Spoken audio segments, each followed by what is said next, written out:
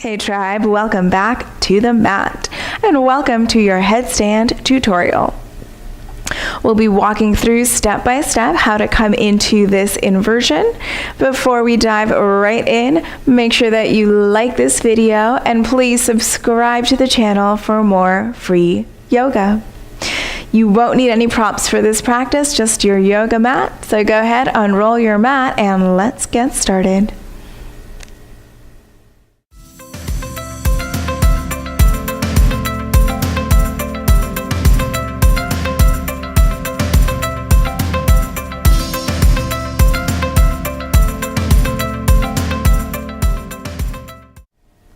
Alrighty, so headstand, the king of the asanas, king of all the postures. For this practice, I'd like us to start with locating the crown of the head. So the crown of the head is what you want to bring down onto the earth for your headstand. And oftentimes, we can bring sort of like the front part of the head or the back part of the head. If we don't bring exactly the crown onto the head, we create imbalances in the neck, and the neck is, they're small vertebrae, and so we want to be safe with them. So in order to locate the crown of the head, go ahead and make an L shape with index finger and thumb, either hand, and you're going to bring the thumb right into the center of the eyebrows, and then from here you will extend the fingers up to the top of the head, and the spot where you feel the index finger land is the crown of the head, so it's right at the top of the head. So you can kind of tap that spot, press down into it, try to memorize it. If you do have a block nearby or a book, if your parents ever made you walk around with the book on your head for posture, yeah, my mom made me do that. The crown of the head is the spot where the book would balance. So if you do have a book or a block, you can kind of play with finding that spot and feeling that out. So that is the spot. That is the spot on the head that you want to bring onto the ground for your headstand in order to stay safe in the neck. Next element is the space that you want in between the elbows for your headstand.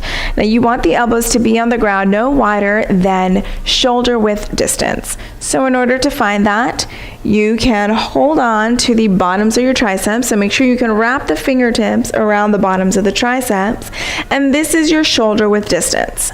So you do not want the elbows to move out any wider than that once you have them on the ground. So that is how we'll measure shoulder width distance. The last element I'll go over here is the hands. So you're going to interlace the fingers, you're going to clasp the hands together. Now I like to stack one pinky in front of the other so that they're not squishing each other, if that makes sense. So stacking the pinkies one on top of the other, or one in front of the other, maybe.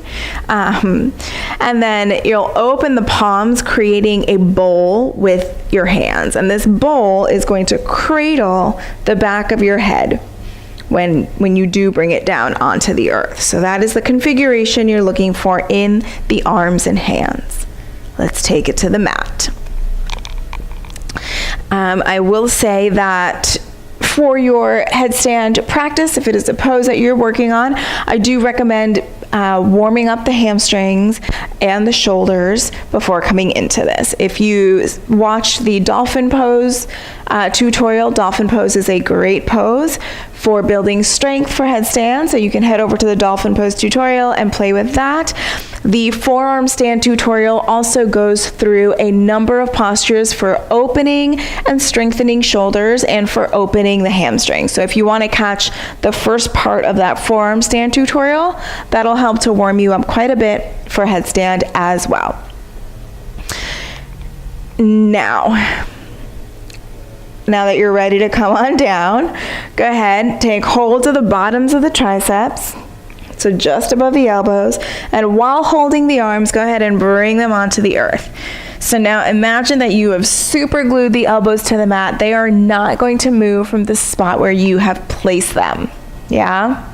Alrighty, release the hands, interlace the fingers, releasing the pinkies, find that bowl with the hands. Now that you've got your bowl, the forearms come onto the earth, and you want the outside edge of the forearms and the wrists and the hands to press firmly down into the earth. Really press it down, firm. Once you've got that there, you've got your bowl created by the hands. The thumbs are pointing up towards the sky. Elbows are super glued to the mat. You can begin to come onto the knees, tuck the toes under, lift the hips high. So this is it's a dolphin pose variation. So a dolphin pose, we have the palms flat on the earth, and here we have the fingers interlaced as we prepare for our headstand. You can stay right here, building strength, if you don't feel ready to go any further. And if you do want to take it a bit further, what you're going to do, and I'm going to ask you to keep the head lifted. Keep it lifted until I tell you to place it down, basically. Start to walk the feet up towards the torso. Now, the reason I asked you to keep the head lifted is because it's going to help you press the earth away. Once we start to bring the head down, the tendency is to start collapsing down. And I want you to continue pressing the earth away, pulling shoulder blades down the back, even as you walk the legs in. Now, you can stay right here. If you're not ready to go any further, you can release the head so that the neck is relaxed and that your gaze is back towards your feet, and you can let the head hang here, and you can stay right here. This is a beautiful place to stay as you build strength for your headstand, and it is also an inversion since the head is below the heart, and you will get all those awesome inversion benefits. Go ahead and bring the knees to the earth for a moment. Let's take a break. It's a lot on the shoulders and on the forearms, so you want to go easy, you want to go slowly. So those are the first steps, and you can see there why you want the hamstrings to be pretty open. As you start to walk the feet in towards the arms, you do need quite a bit of hamstring mobility there. All right, let's come back into it and maybe take it a little bit further this time. So go ahead, measure the space you want between the elbows, bring them onto the earth. Release hands, interlace fingers, create that bowl. Make sure your pinkies aren't smushing each other.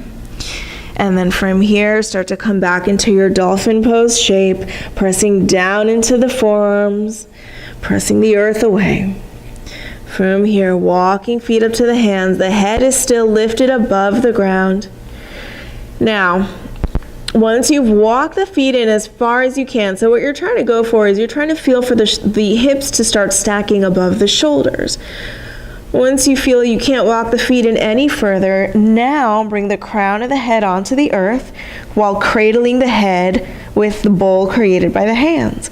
From here, come onto tippy toes and then bring one knee into the chest, and you can stay right here and maybe just switch the legs. Maybe you can bring two knees into the chest, and you can stay right here as well. And if that feels steady, maybe you can extend the legs all the way up to the sky. If you are extending the legs, squeeze them together. Keep the legs very active, like you're standing on the ceiling. Active legs will help to alleviate some of the weight dumping down. Now, you want to make sure you've got 90% of the weight in the arms and just 10% on the head. Feel free to come on down whenever you feel you need to come down. The knees come back into the chest and then feet to the earth. So 90% of weight on the arms, 10% on the head. You really should be able to, at any moment, lift the head off of the ground. I know it's called a headstand, so you kind of think you should just be on your head, but you're not. Like I was saying earlier, the vertebra of the cervical spine, so in the neck, are small, and so it's a lot of pressure to put on the neck. So ideally, you want most of that weight to be in the arms, which is why you really want to work on building strength in the shoulders and in the arms, so that you're not dumping all of that weight into the neck. Another note about that, you might have noticed that I did not hop into this headstand. Please do not hop into headstand ever. If you take one thing away from this tutorial, please let it be that. Do not hop or jump into headstand. The cervical spine is small, it is vulnerable, it is, it's risky. You risk really injuring yourself in the neck, and I don't want that to happen. Never jump into a headstand. Say it with me. I will never jump into a headstand. For a headstand, you want to make sure that you are shifting the weight, and if the strength isn't there yet, then it's not there yet, and that is cool. You stay at any step along the way while you build the strength and the mobility to get the hips above the shoulders and then lean up into the headstand. Should we try that one more time? Let's try. Alrighty, so once again, measuring distance between the elbows, bringing them onto the earth. Releasing hands, interlacing fingers, creating that bowl, bringing the arms, the hands firmly onto the earth. Lifting knees and hips, your dolphin pose here, press the earth away. Walk the feet in, keep the head lifted while you walk the feet in. When they can't walk in any further, crown of the head comes down, cradle the head with the hands. Bring one foot up and then the other, and you can stay right here. So see, no hop. It's a shifting of the weight, and then maybe the legs extend long. If you're just starting out, I recommend flexing the feet and really extending through the heels like you're literally standing on the ceiling above you. Nice active legs. And when you're ready to come down, the knees come back in towards the chest. Extend the feet towards the earth and release. After practicing your headstand, you always want to come into a child's pose. And I like to come into a child's pose stacking one fist on top of the other. This is how my teacher taught me, so it's how I will teach you. One fist on top of the other, and the forehead comes onto the fists. And this way you allow the neck to release. You get a lot of blood flowing to the neck in your headstand, which the body is not used to. So it's nice to release into the neck here a little bit and kind of rotate the head side to side.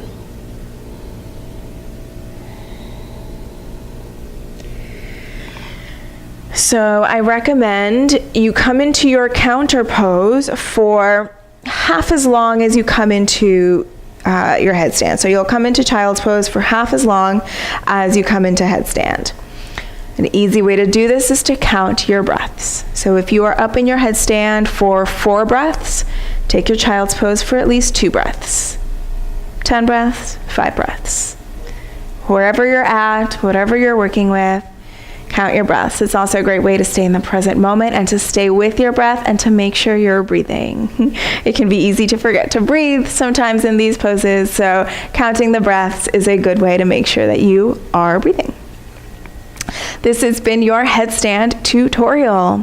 I hope you've found this helpful for whenever you find headstand in any class or in any video on here. If you have any questions about this pose, please don't hesitate to throw them down in the comments below. Thank you so much for joining me on the mat today. Have a beautiful rest of your day. Namaste.